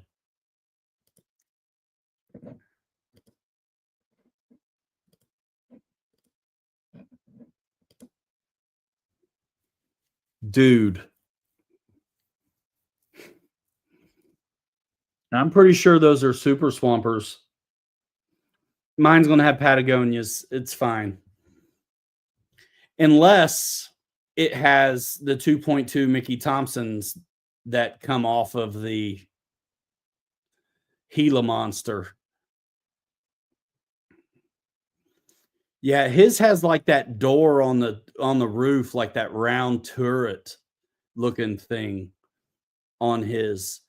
He's got the snorkel and all the things. And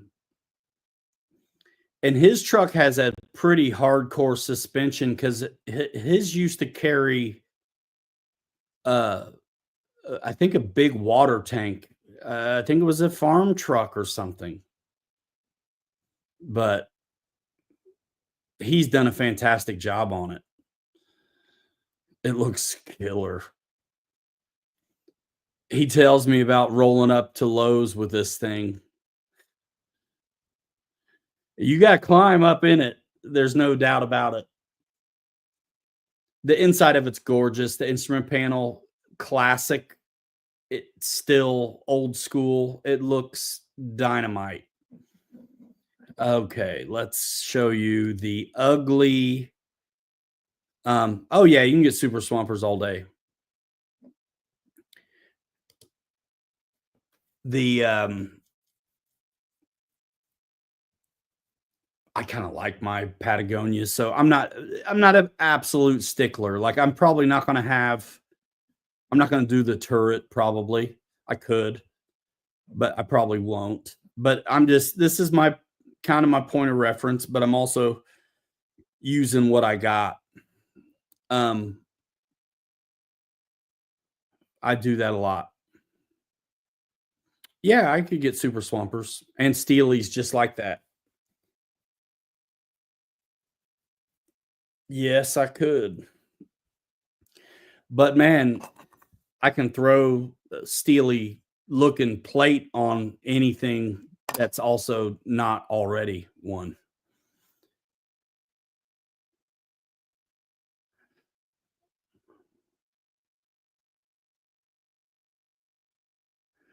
What the Interco, they might be.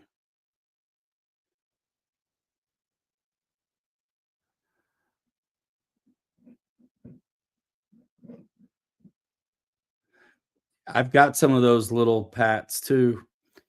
I've got the 1.9 little 419s. I haven't got the smaller diameter ones, but I got 2.2 ones sitting on. I mean, these rims that are sitting on my Mog now are they make me happy. They're close enough that I'm kind of okay with them. Let's see. All right, let's look at this.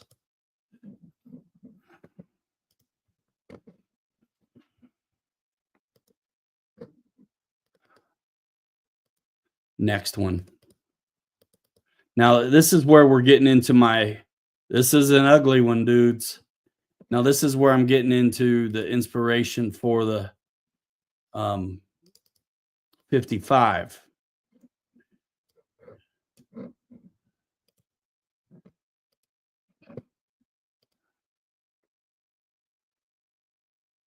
It's a bad picture. It's a screenshot from a video, and that's a Dodge.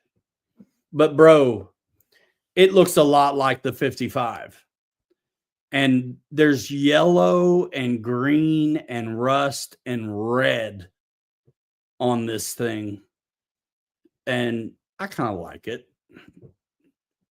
I've always wanted to do a different color door or something. So I'm thinking this is a pretty good inspiration. There's one more of this one I want to show you.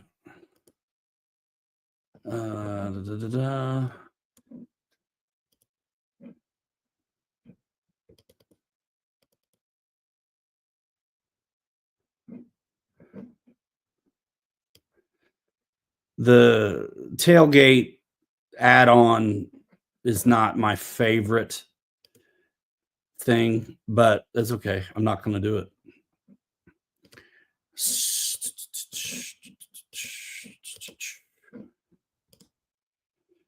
There is the back of it. But yeah, I mean, you can see the resemblance to the 55, right? So, and to get a better look at this truck, the Fab Rats video where the thumbnail is her sitting there saying it could have been bad or something. Kind of clickbait. But anyway, that's where they went and picked this truck up. So if you watch the Fab Rats, you'll see them working on this more. They've just got it. So they haven't done anything to it, really.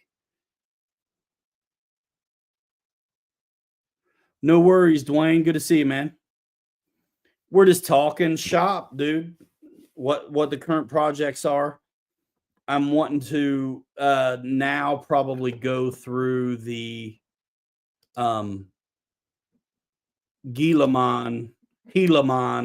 new axial release and then wrap it, because we're approaching 2 hours already. Holy smokes. So yeah,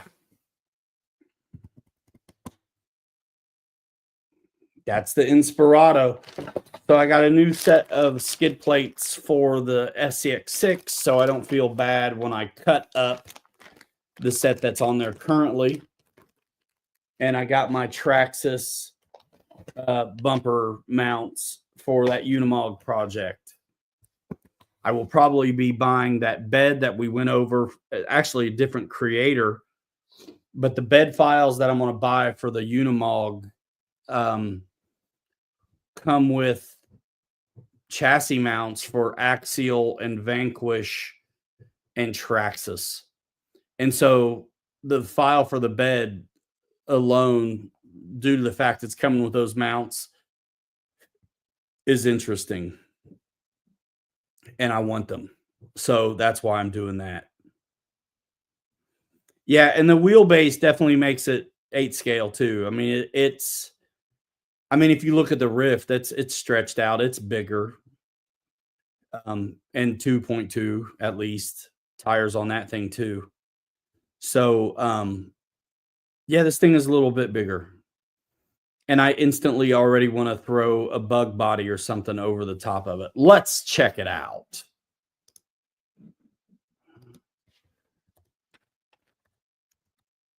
I'm surprised in a way I haven't clicked that crazy order button on this yet. I probably will. I don't know.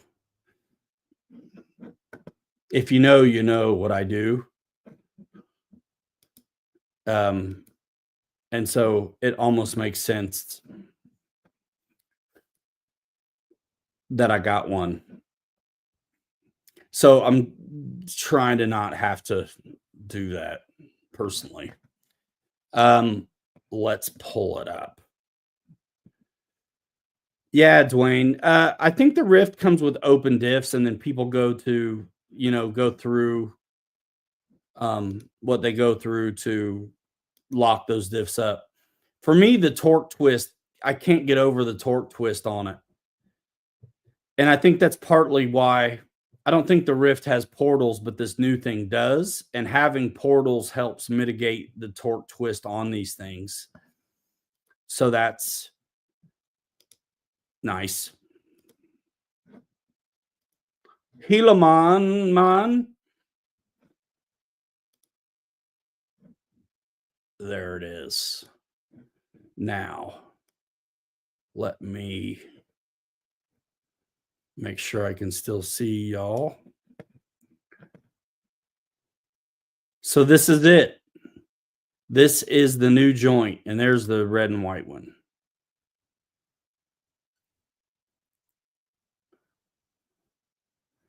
Come on, quit beach balling. Sweet. Fred got the green one. So there it is. Buggy. Not super fast. 2.2 tires, Mickey Thompson's. They're not bead locked, which is a little bit of a drag, but you can get them off if you wanted to, or paint the rims. There's always that. There's a lot of upgrades already listed for this. There's like aluminum body panels and stuff as well. I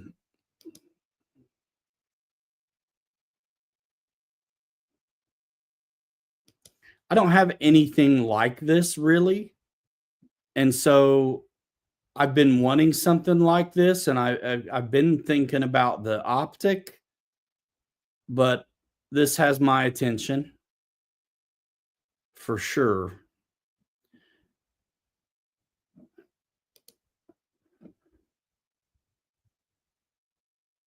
And I mean, just look at it. How can it not perform? And if you suck that front end down, you can get, even a little bit lower center of gravity. There's all kinds of things you can do to throw weight down low if you wanted to, but it's already sitting really good.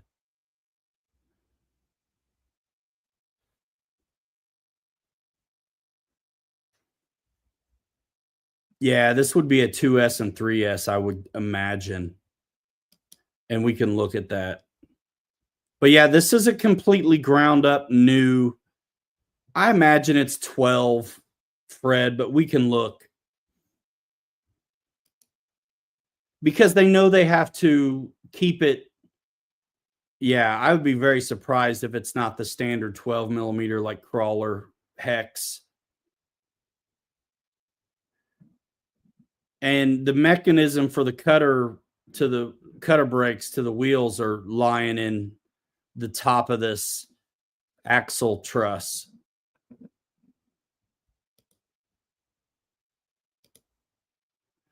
Skid plate, brushed motor, but it's a bigger 550 can. It's cool, man.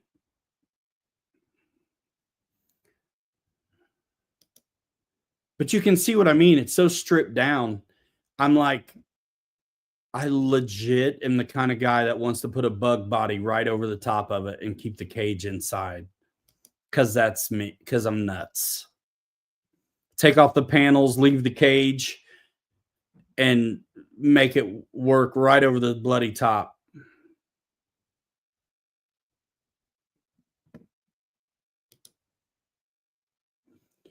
You can actually fit a good sized battery in here. I think you can even jam in a 5,000 if you wanted to. Comes with rock lights, and you can change the color with the switch.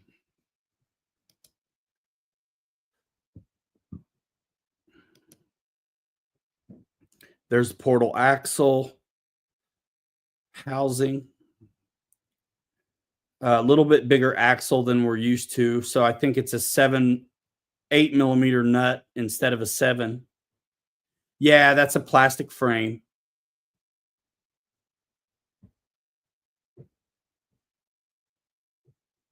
The Tamiya bug.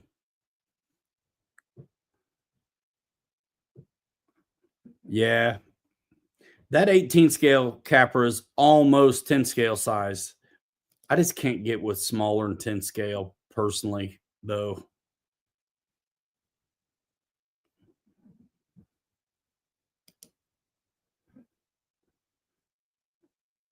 Baja Boss. Yeah, it's supposed to be a pretty good size rig, man. Um, hey, let's watch this.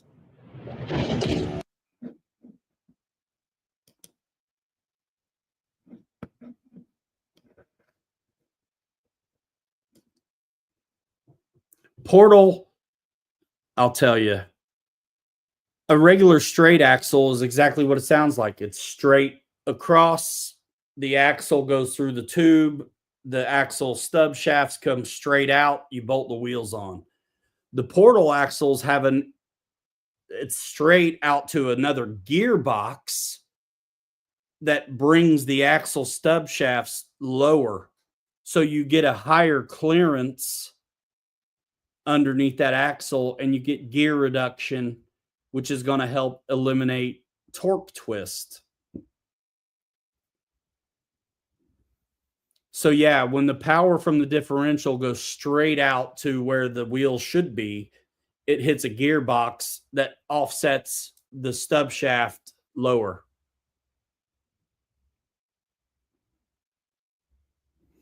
And there they're showing that cutter brake. So you can do tight pivots and whatnot.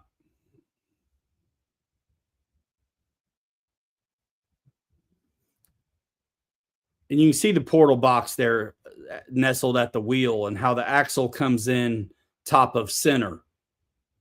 You know what I mean? Yeah, they're gear reducers, but it serves two purposes, right? You eliminate torque twist, but you gain. There's a good shot of a portal.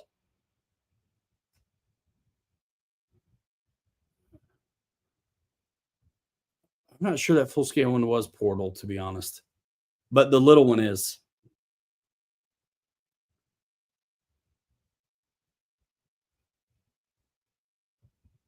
There you go. One more time.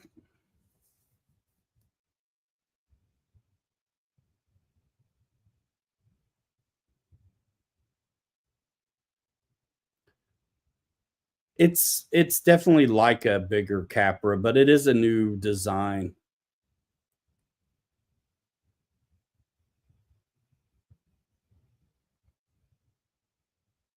Internal spring shocks, I guess.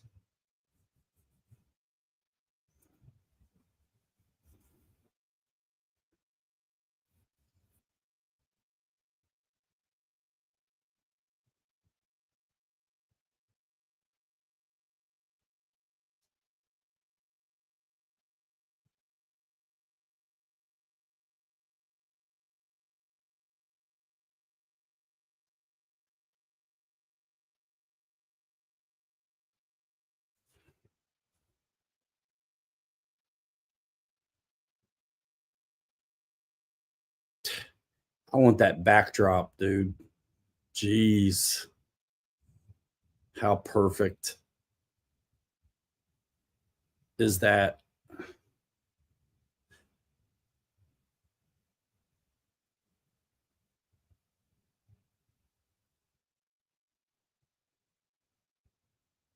Looks killer, man.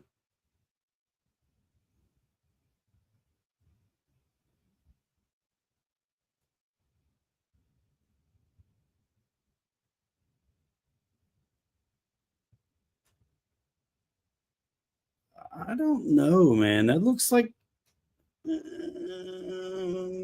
maybe a little bit portal, not as severe as on the little one.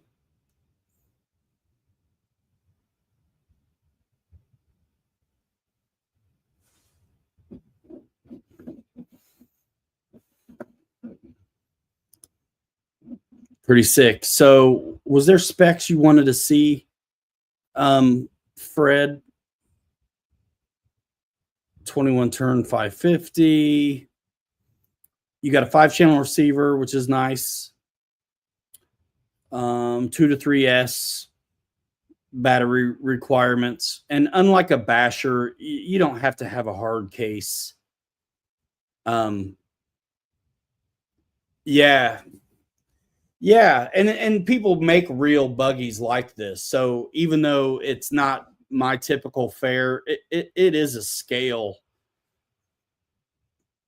rig. Yeah, I probably should get one. I'm pretty sure I probably should get one.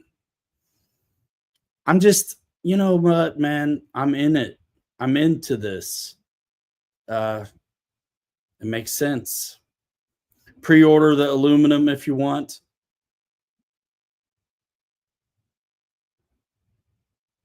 You know, you paint the panels you have, whatever. So let's see. If you're buying one of these, click my link in the description. It'll take you to Horizon and you help support the channel. Here's the big dog on a $200 off deal again. And this is the big SCX6 Wranglers. Green and silver are $200 off again. And man, they look so good. Unless you're absolutely out of your mind, like Kelly and myself and Kirk, you're going to be plenty happy with the body it comes on these. I promise.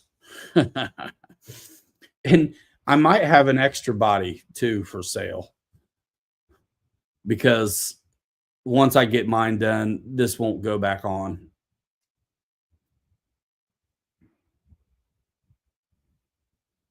What are you talking about? What won't fit video games? Talk to me, dude.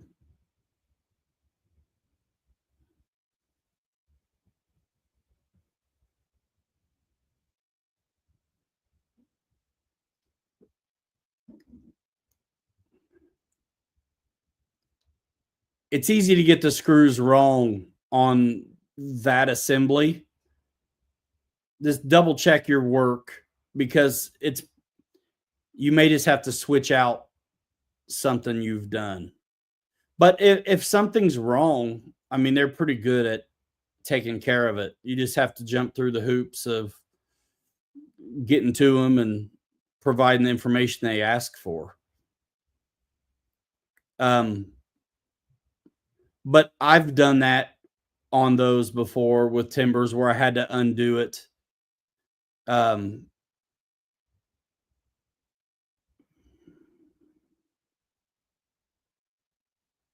Fred clicked it.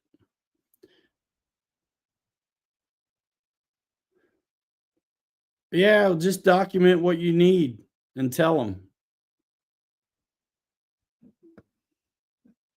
There's literally people who do that all day, but you just have to give them what they ask for. But I've personally screwed up on the deal where I had to do it twice. There's machine screws for the barrels that pivot, and then there's different screws for tapping the plastics, so to speak.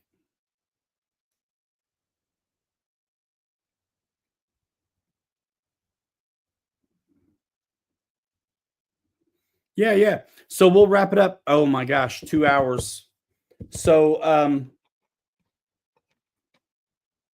crawler ESCs do have reverse. Yes. They're very much like any regular surface vehicle. It's just the gear reduction has them really slow. And instead of open diffs like a basher's going to have, you're locked up.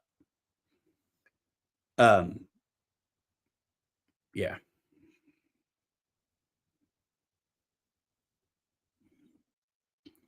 Yep, the crawler ESCs have reverse, and if someone ever wants to change them, some of them are programmable. Most ESCs are set up to have a forward brake reverse. So when you go reverse, it's a brake unless you like hold it there or do it again, so to speak. And crawlers do have a drag brake setting as well. So when they're hanging, when they're on a decline or coming over top of a rock or something or up one, and you get off the trigger, they basically stay right there, which is cool.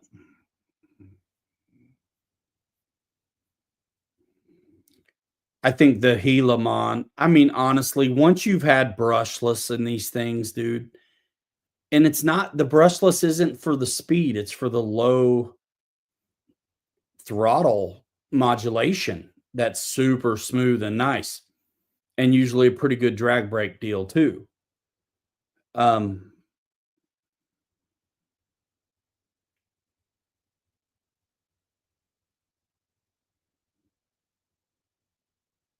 hmm. Kevin Talbot sat on his and didn't break it. Yeah, the SEX6. Dude, there were other guys that sat on theirs and pulled out like full scale side by sides or vehicles and stuff out of their garages.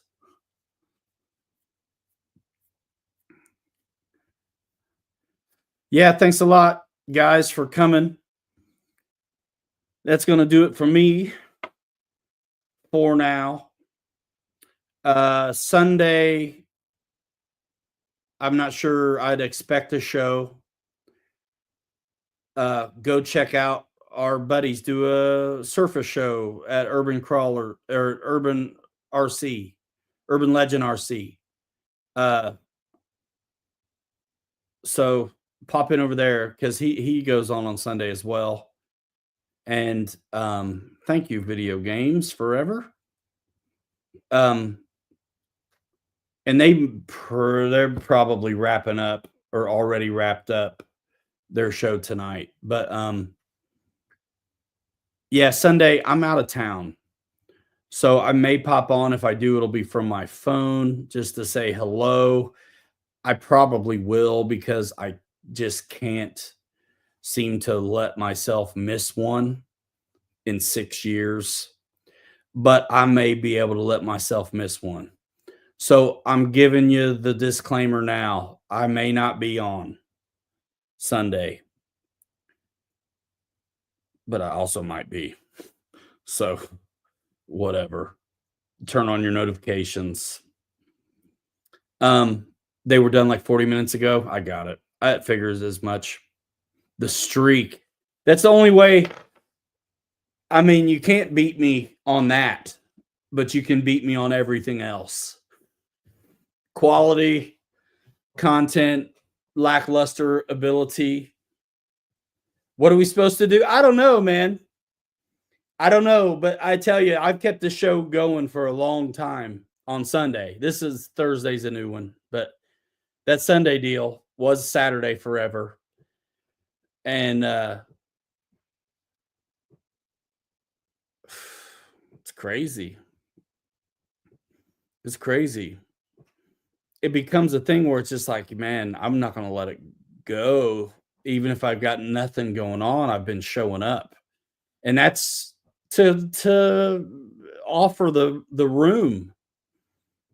You know, I know you guys expect it. But I also want to exist out of town this week without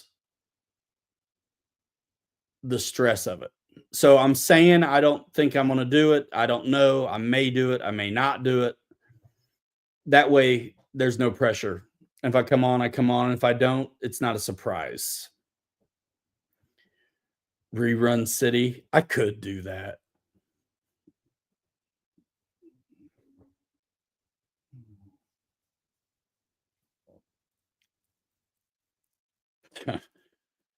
Never.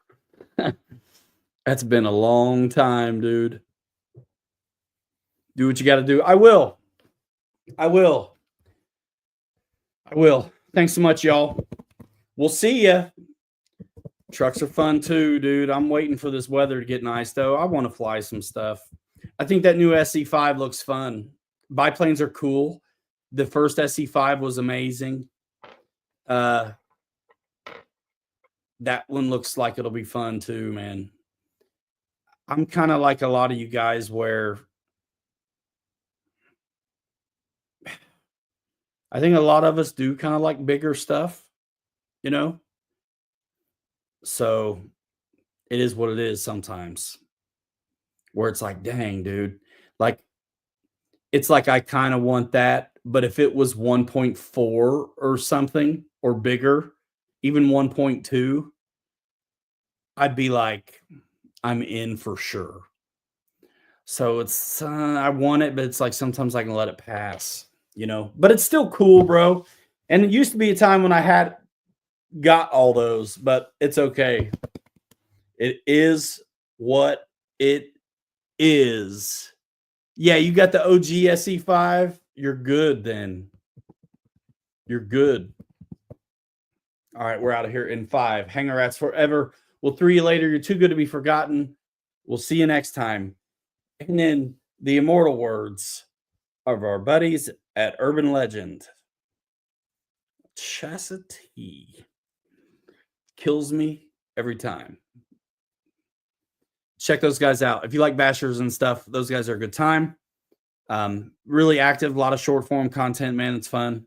And that's what's up. We'll see you in the next one. Bye now. See ya. Bye.